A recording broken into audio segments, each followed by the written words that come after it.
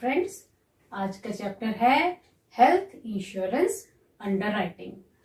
Underwriting हमने life insurance में भी पढ़ी है, उसी तरह से हेल्थ इंश्योरेंस में भी अंडरराइटिंग का सेम पर्पस रहता है, risk selection and risk pricing. और हेल्थ इंश्योरेंस जैसा कि हम जानते ही हैं, ये कंसेप्ट होता है मॉर्बिडिटी का, और morbidity means number of diseases. अब देखिए कि जो फैक्टर्स मॉर्बिडिटी में कंसीडर किए जाते हैं या जो मॉर्बिडिटी को अफेक्ट करते हैं, वो होते हैं age, then gender, then habits, then occupation, then family history, then past illness, current health status and place of residence. ये सभी फैक्टर्स जो हैं वो किसी भी इंडिविजुअल में होने वाली बीमारियों को अफेक्ट करते हैं। अब देखिए कि जो main purpose of underwriting is to prevent adverse selection against the insurer. तो आपको ये याद रखना है कि अंडरराइटर का जो मेन पर्पस है वो इंश्योरर के अगेंस्ट कोई भी एडवर्स सिलेक्शन है उसको प्रिवेंट करने के लिए होता है। अच्छा, नेक्स्ट आपको जो याद रखना है वो ये है कि प्राइमरी अंडरराइटर या जो फर्स्ट अंडरराइटर है वो होगा हमेशा कौन? एक एजेंट। और जो सेकेंडरी अंडरराइटिंग है वो तो ऑफिस लेवल पर ही होती है और मेन उसके लिए अंडरराइटिंग एक ऑफिसर रहता है। अच्छा, नेक्स्ट जो आपने ध्यान रखना है वो है कोर प्रिंसिपल्स, जो कि हेल्थ इंश्योरेंस में बहुत इंपॉर्टेंट है। और क्या क्या है ये कोर प्रिंसिपल्स? इसमें सबसे पहले आ जाएगा ऑटमोस्ट गुड फेथ। अब ऑटमोस्ट गुड फेथ का मतलब है कि एक फेथ रहे इंश्योरर और इंश्योर्ड के बिटवीन। उसके बाद आ जाता है इंश्योरेबल इंटरेस्ट। अब इंश्योरेबल इंटरेस्ट क्या है? देखिए, जब कोई इंश्योर्ड प्रीमियम भर रहा है तो उसको ये फेथ है कि जब मुझे मुसीबत आएगी, कोई इमरजेंसी आएगी, तो इंश्योरर जो है मुझे उस टाइम पे सपोर्ट करेगा। Then indemnity. इंडेमनिटी का मतलब भी इसी तरह से रिलेट करता है, क्योंकि इंडेमनिटी का भी मतलब है इमरजेंसी के टाइम पर जो फाइनेंशियल सपोर्ट मिलेगी। देन है कॉन्ट्रीब्यूशन एंड प्रॉक्सिमेट कॉज। अब प्रॉक्सिमेट कॉज का मतलब हो जाता है मेन कारण, जिसकी वजह से जिसको चेक करके इंश्योरर जो है इंश्योर्ड को क्लेम प्रोवाइड करेगा। नेक्स्ट आपने याद रखना है कि हेल्थ इंश्योरेंस अंडरराइटिंग जो है वो दो तरह की है, एक है मेडिकल अंडरराइटिंग और एक है नॉन मेडिकल अंडरराइटिंग। अब मेडिकल अंडरराइटिंग में जो इंश्योर्ड है उसको मतलब पॉलिसी करवाने से पहले मेडिकल चेकअप वगैरह करवाना पड़ता है, ताकि उसका हेल्थ स्टेटस जो है वो कंपनी जान सके, इंश्योरर को पता चल जाए कि इसका करंट हेल्थ स्टेटस क्या है। जबकि जो नॉन मेडिकल अंडरराइटिंग है, इसमें कोई भी मेडिकल चेकअप वगैरह की आवश्यकता नहीं रहती है। Let's start with the self-examination questions. Question number 1. Underwriting is a process of. अब देखिए, इस चैप्टर में हमने अंडरराइटिंग के बारे में पढ़ा।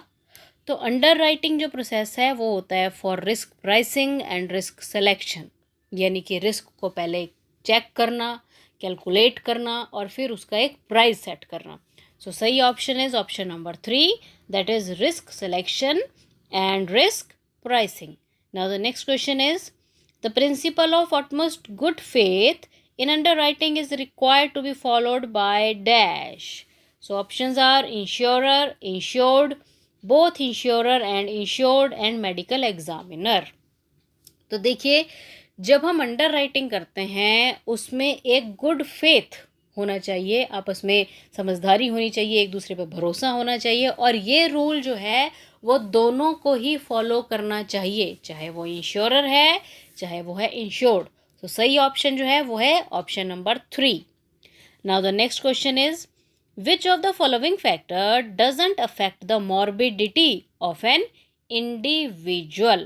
अब इस क्वेश्चन में पूछा गया है कि आपको बताना है नीचे दिए गए फैक्टर्स में से कौन सा ऐसा फैक्टर है जो कि किसी इंडिविजुअल की मॉर्बिडिटी या फिर नंबर ऑफ डिजीजेस को अफेक्ट नहीं करता है। So options are gender, spouse job, habits and residence location. अब देखिए, जेंडर वाइज अलग अलग बीमारियां होती हैं, हैबिट्स के अकॉर्डिंग भी बीमारियां हैं, और रेजिडेंस लोकेशन यानी कि हमारा घर कौन सी लोकेशन में है, तो वो भी हमारी जो हमारे बॉडी में बीमारियां हैं उसको अफेक्ट करता है, पर हमारे स्पाउस की जॉब जो है वो किसी भी इंडिविजुअल के डिजीजेस को अफेक्ट नहीं करता है। सो सही आंसर जो है वो होगा option number B. Now the next question is, according to the principle of indemnity the insured is paid for. अब ये क्वेश्चन में पूछा गया है कि जो प्रिंसिपल ऑफ इंडेमनिटी है, देखिए इंडेमनिटी का जो प्रिंसिपल है इसका मतलब होता है टूट फूट से सुरक्षा, यानी कि financial aid in the time of loss. So क्योंकि जो हमारे हेल्थ इंश्योरेंस है ये कॉन्ट्रैक्ट होते हैं इंडेमनिटी के, यानी कि अगर हमें कोई प्रॉब्लम हो जाती है तो इंश्योरर जो है वो हमें उस टाइम पर फाइनेंशियल सपोर्ट करेगा। अब इस क्वेश्चन में हमसे यही पूछा गया है कि इस प्रिंसिपल का आपको मीनिंग बताना है। सो फर्स्ट ऑप्शन है actual losses to the extent of sum insured. Second option है sum insured irrespective of actually amount spent. Then fixed amount agreed between both the parties. Then actual losses irrespective of sum assured. देखिए principal of indemnity जो है इसमें हमें actual loss जो है वो मिल जाएगा, और वो जो एक्चुअल लॉस का अमाउंट है वो डिपेंड करेगा हमारी पॉलिसी के सम अश्योर्ड पर। सो सही ऑप्शन जो होगी वो होगी option A. Now the next question is, first and primary source of information about an applicant for the underwriter is his dash।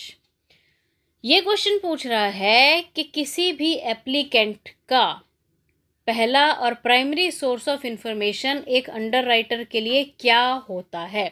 उसका एज प्रूफ, उसके फाइनेंशियल डॉक्यूमेंट, उसका प्रीवियस मेडिकल रिकॉर्ड, या फिर उसका प्रपोजल फॉर्म। देखिए proposal form में ये सभी चीज़ें तो फिल कर ही दी जाती हैं। सो इसका जो सही आंसर है वो होगा proposal form, option number D. Now the next question is, the under writing process is completed when. कि अंडर राइटिंग प्रोसेस जो है वो कंप्लीट हो जाता है, कब हो जाता है। अब हमें ये ऑप्शंस जो दी गई हैं उनमें से चूज करना है। सो फर्स्ट ऑप्शन है all critical information related to the health and personal details of the proposer are collected through the proposal form। अब इसमें कहा गया है कि जितनी भी इंफॉर्मेशन है प्रपोजर के रिगार्डिंग उसको जब आपने प्रपोजल फॉर्म में फिल कर लिया तब हो जाता है। नेक्स्ट ऑप्शन में कहा गया है all medical examinations and tests of the proposer are completed.